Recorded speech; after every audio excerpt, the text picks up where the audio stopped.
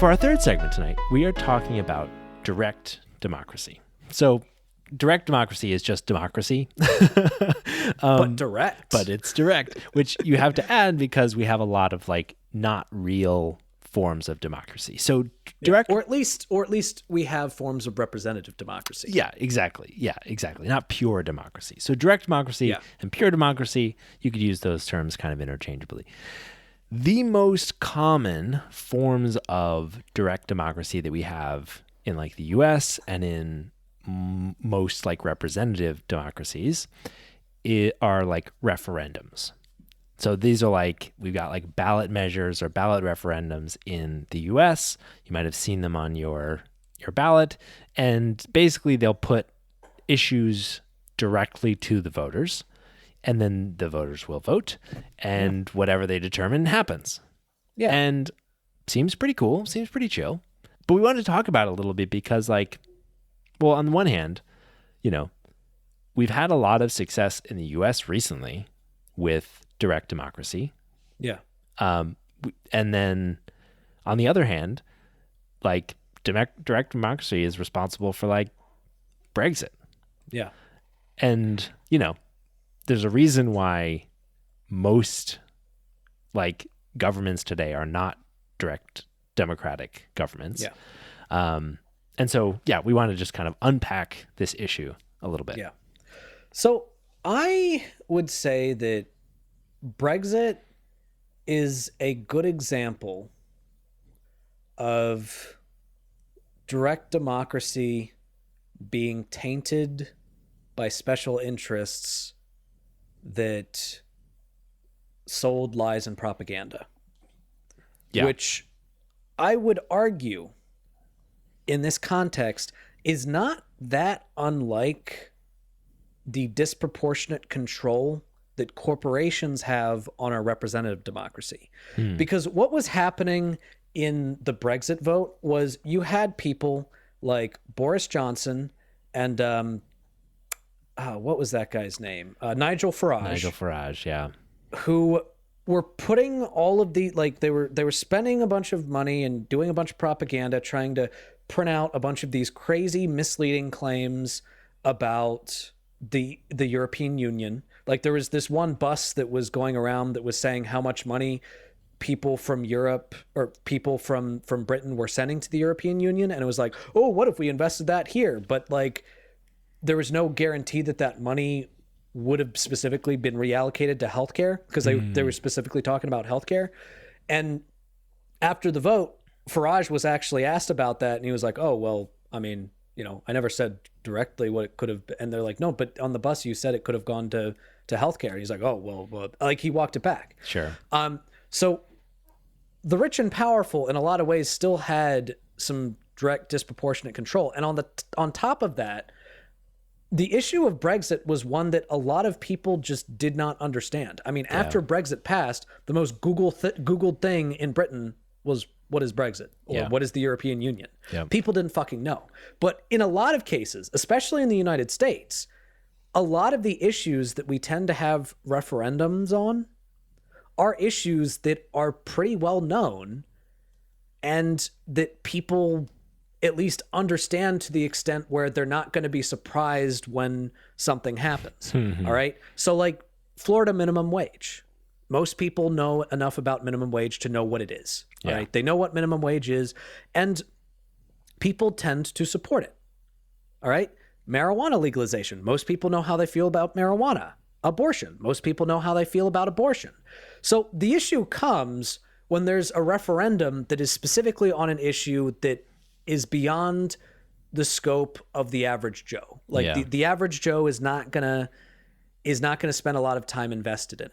Yeah. So I would argue that direct democracy initiatives, I would like to see them actually increase in the United States for one specific reason.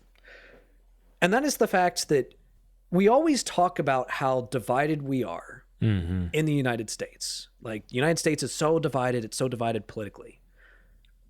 And when it comes to who we support, that is absolutely true. All right. When it comes to the politicians that we support, that is 100% true. All right. People, when it comes to Trump, Most people either love him and would would invade their literally government kiss his for him. ass. Like invade the government for him, or most people hate him. Yeah. All right. Most people either like him a lot, like worship him, or they completely hate him. However, when it comes to policies, when it comes to specific policies, you find that on most policy issues, people actually agree. When you take the figurehead out of the equation, the politician that people either like or hate because of whatever stupid personality reason out of the equation, and you just ask people, do you want to increase the minimum wage? You know what they vote? They vote yes. Mm-hmm. All right? Increasing the minimum wage in Florida got more votes than Donald Trump. Mm-hmm. All right? In Montana, a solidly red state, legalizing marijuana got more votes than Donald Trump. Yeah. All right? So the point that I would make is that fundamentally, limited direct democracy, referendums that focus on larger issues, larger mainstream issues that people generally already know about, are actually going to help with that divide. They're actually going to help mend that divide. Because in that case, we're not talking about people. And with people come a personality, but also come a set of policies. Yeah, we're not talking about politicians. Yeah. Yeah. We're talking about policy. And when we talk about policy, Americans tend to agree. Yeah. Yeah, I'd say it's a super compelling point. And one that I started thinking about this because I was thinking about protecting abortion in Virginia. And I was like, how could we get abortion in a referendum to like protect it?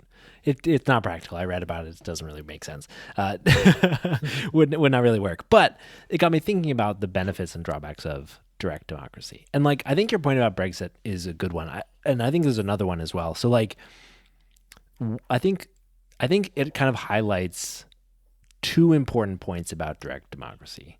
One is, I think, the one you made, which is to some degree, like direct democracy is perhaps maybe as corruptible on certain issues as other kinds of legislation or representation. So like, you know, you can pay off a politician, or you can do an ad campaign that totally skews or just lies about some like a subject matter, like Nigel Farage did, and get to a pretty similar outcome. So like, it is susceptible for sure to information problems like lying. Yeah. But the other thing is, to your point, like, I think a defect of direct democracy is that it's not particularly deliberative. Yeah. Like voting in general is not nearly as deliberative of an activity as we would want it to be. Like, to your point about Brexit, like in an ideal world, you would spend weeks preparing your populace to be informed on a decision as complex as a referendum, like leaving the European Union, so that when they went to the polls to vote on that, they would be informed and thoughtful. And so like, I think a big defect of it is, unless you're able to actually get people to truly think about and understand and evaluate a complex policy proposal, it's only really good for more simple, straightforward, intuitive policy proposals, which I think is fine. I think it's fine. But like, I think like, I remember reflecting at the time, like I could not imagine, I was astounded that they put Brexit up to a referendum vote. Yeah. I thought that was the stupidest fucking idea I'd ever heard. And the reason is because it is hard. It's complex. Yeah. It's fickle. You know, it's not always obvious what the benefits and drawbacks of the European Union are, especially when you're facing like open immigration and issues that are like really bothering people in Britain at that particular time. So like, I think that's a particularly bad case for a bad instance or use case for direct democracy. I think your point about like more intuitive policies like minimum wage, like there are like very educated people can disagree on exactly the right place to set minimum wage, but generally speaking, people can understand minimum wage. It's a populist like type issue. It like makes sense to put something like that to a vote. Legalizing marijuana, totally.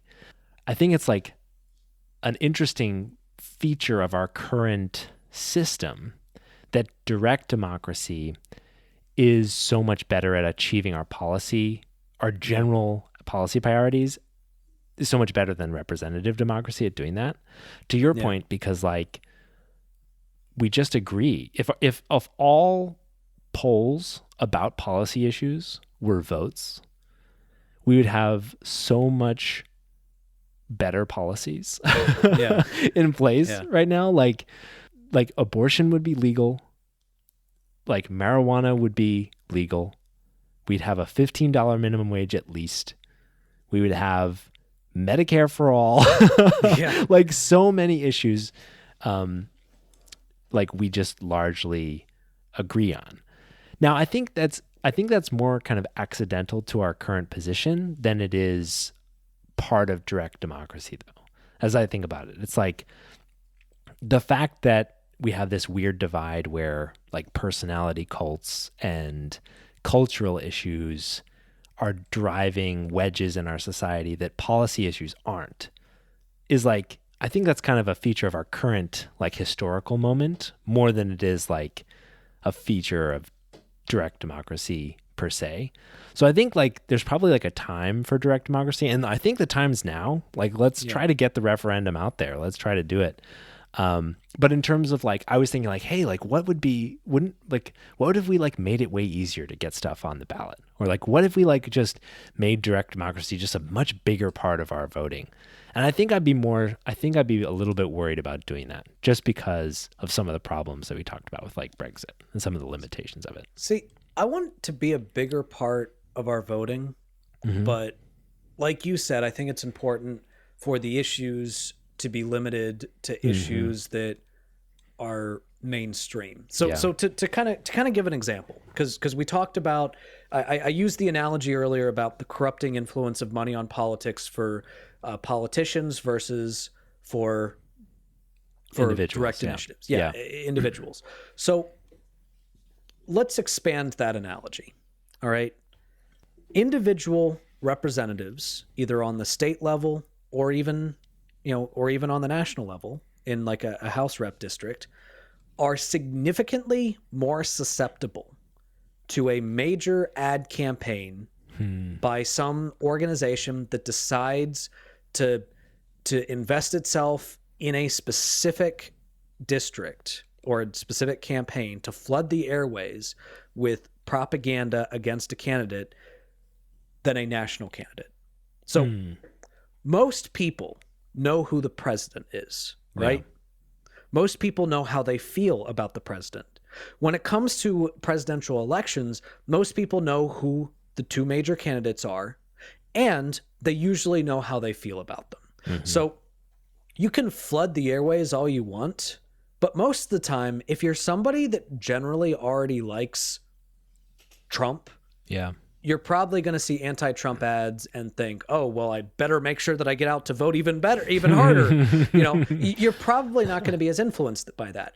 However, say you are in some state level House district and suddenly you're seeing ad after ad after ad after ad after ad after ad flooding the airways saying that your current state level representative is corrupt, is a radical, is crazy, is evil. Look, here's a vote that they did that's terrible. Here's a vote that they did that's terrible. Here is a secret meeting that they had with this organization. You start to see that's going to impact you because the average everyday person is going to get most of their information about that election from those airways. All right? So just like when it comes to politicians that you might not know as much about, you are more susceptible to that type of manipulation than you would be to a politician that you are more aware of. Gotcha. And in a similar vein, when it comes to policies, you're going to be more susceptible to have your opinion shifted if you are seeing ad after ad after ad after ad after ad talking about a specific policy that you don't really know much about than you Totally. would be if that initiative was talking about a policy that is already relatively mainstream. Yeah. I think that is such a good point. I did not really think about it in those terms at all.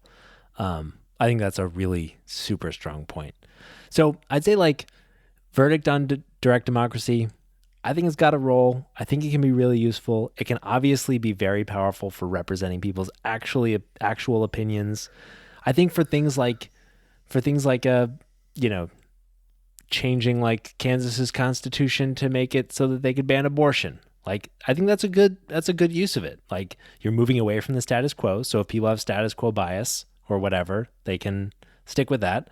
And like it's like a relatively straightforward issue. It's like, do you want to ban abortion? Yes or no? Like, and it's one that people probably have. That's like a pretty mainstream issue that people probably have opinions on already. Yeah.